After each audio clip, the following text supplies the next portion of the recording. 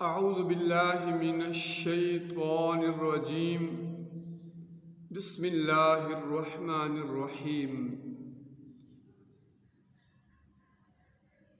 قال اللہ تبارک و تعالی فی القرآن المجید والفرقان الحمید یا ایہا الذین آمنوا لا تتخذوا اليہود والنصارى اولیاء بعضهم اولیاء بعض ومن یتولہم منکم فإنه منهم ان اللہ لا يهدي القوم الظالمین صدق اللہ مولانا العظیم اللہم صلی علی سیدنا محمد وعلی آل صحاب سیدنا و مولانا محمد وبارک وسلم صلی علیہ۔ اللہ رب العالمین قرآن میں ارشاد فرماتا ہے، اے ایمان والو تم یہود و نصارہ کو دوست نہ بناؤ، یہ تو آپس میں ایک دوسرے کے دوست ہیں، تم میں سے جو بھی ان میں سے کسی سے دوستی کرے وہ بے شک انہی ہی میں سے ہے، ظالموں کو اللہ تعالی ہرگز راہ راست نہیں دکھاتا۔ یہ قرآن پاک کی آیت کریمہ ہے جو 1400 سال قبل اللہ نے اپنے پیارے حبیب محمد عربی علیہ السلام اور تمام مسلمانوں کو یہ خبر دی تھی۔ قرآن پاک میں اللہ رب العالمین فرماتا ہے ایمان والوں سے کہ لا تتخذوا، یہ غور طلب بات ہے کہ اللہ کہتا ہے کہ لا تتخذوا، کہ نہ بناؤ دوست، کس کو؟ یہود و نصارہ کو۔ اللہ منع کرتا ہے کہ یہود و نصارہ کو دوست نہ بناؤ، لا تتخذوا، نہ بناؤ یہود و نصارہ کو کیا؟ اولیاء، اپنا دوست۔ میرے محترم سامعین، کیوں نہ بناؤ؟ اس کی وجہ کیا ہے؟ تو اللہ اسی آیت میں خود کہتا ہے اس لیے نہ بناؤ کیونکہ بعضهم اولیاء بعض، کہ وہ آپس میں ایک دوسرے کے دوست ہیں۔ اب رب العالمین آگے خبردار کرتے ہوئے یا یوں سمجھیے غصے کا اظہار کرتے ہوئے یا تنبیہ کرتے ہوئے اللہ رب العالمین فرماتا ہے کہ بات پر عمل نہیں کرو گے، میری بات نہیں مانو گے، تو اسی آیت کے اندر رب العالمین فرماتا ہے کرنا، تنبیہ کرنا، ڈرانا یا ناراضگی کا اظہار کرنا، کہ رب فرماتا ہے وَمَن يَتَوَلَّهُم مِّنكُم، اگر کوئی تم میں سے ان سے دوستی کرے، تو پھر رب العالمین ان مسلمانوں کو تنبیہ کرتے ہوئے فرماتا ہے فَإِنَّهُ مِنْهُمْ، بے شک وہ انہی ہی میں سے ہوگا۔ اور اللہ ایسے لوگوں کے لیے کہتا ہے کہ میں ہدایت نہیں دیتا، راہ راست نہیں دیتا۔ قرآن پاک کی اس آیت سے ثابت ہو گیا اور نص قطعی سے قرآن کی نص سے یہ بات ثابت ہو چکی ہے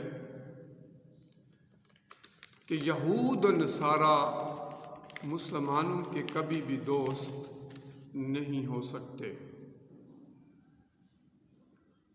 اگر کوئی ان سے دوستی کرے، کوئی ان کو اپنا دوست بنائے، تو یہ کسی بھی صورت میں اللہ کی منشا نہیں ہے بلکہ اللہ کی منشا کے خلاف ہے۔ جب ایک بات قرآن سے ثابت ہو چکی تو کوئی مسلمان جتنی مرضی دلیلیں دیتا پھرے، اپنے تجربات لاپتا پھرے، اپنی خواہشات کا اظہار کرتا پھرے اور 100% بھی اس کے تجربات سچ ثابت بھی ہوں، تو تب بھی قرآن کی اس آیت سے یہ بات کنفرم ہے کہ یہود و نصارہ مسلمانوں کے دوست نہیں ہو سکتے۔ اور جس پر میں نے بات کرنی ہے وہ ہے اسرائیل کا فلسطین پر قبضہ۔ یہ جگہ، دھرتی، علاقہ، ملک، وہ فلسطین کی مسلمانوں کی جگہ ہے، مسلمانوں کی دھرتی ہے، مسلمانوں کا ملک ہے، وہاں پر اسرائیل قابض ہے، اس کی وہ جگہ نہیں ہے۔ اور اسرائیل کا ناجائز قبضہ ہے، وہ کسی بھی صورت میں اس کی ملک نہیں ہے۔ اگر کوئی جہادی تنظیم یا کوئی ملک، عرب کا ہو یا عجم کا مسلمان، اسرائیل کو نکالنے کے لیے اس پر حملہ کرتا ہے یا اس کو نکالنے کے لیے کوئی سورس استعمال کرتا ہے تو یہ مسلمانوں کا حق ہے۔ چور کو، ڈاکو کو اپنے گھر سے نکالنا، اپنے گھر کی حفاظت کرنا، اپنے گھر کو چور اور ڈاکو سے بچانا، اس قبضے کے خلاف احتجاج کرنا، اس کے خلاف اسلحہ اٹھانا، یہ جائز بھی ہے اور حق بھی ہے۔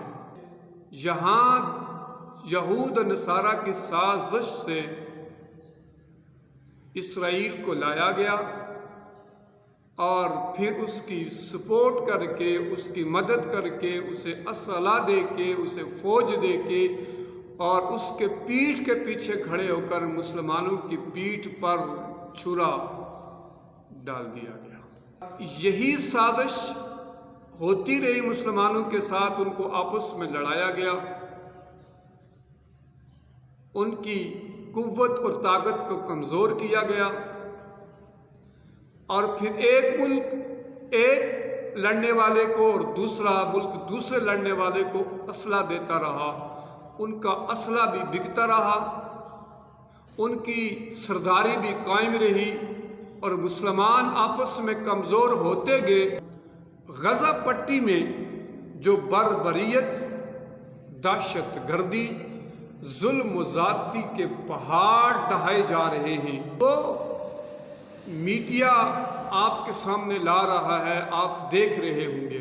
جو خون کی ہولی کھیلی جا رہی ہے، اسرائیل کے ساتھ یورپ اور امریکہ کی مکمل سپورٹ ہے، اور اس کے بل بوتے پر غزہ کے اندر مسلمانوں پر جو بربریت ہو رہی ہے، مسلمان چونکہ جدید ٹیکنالوجی کی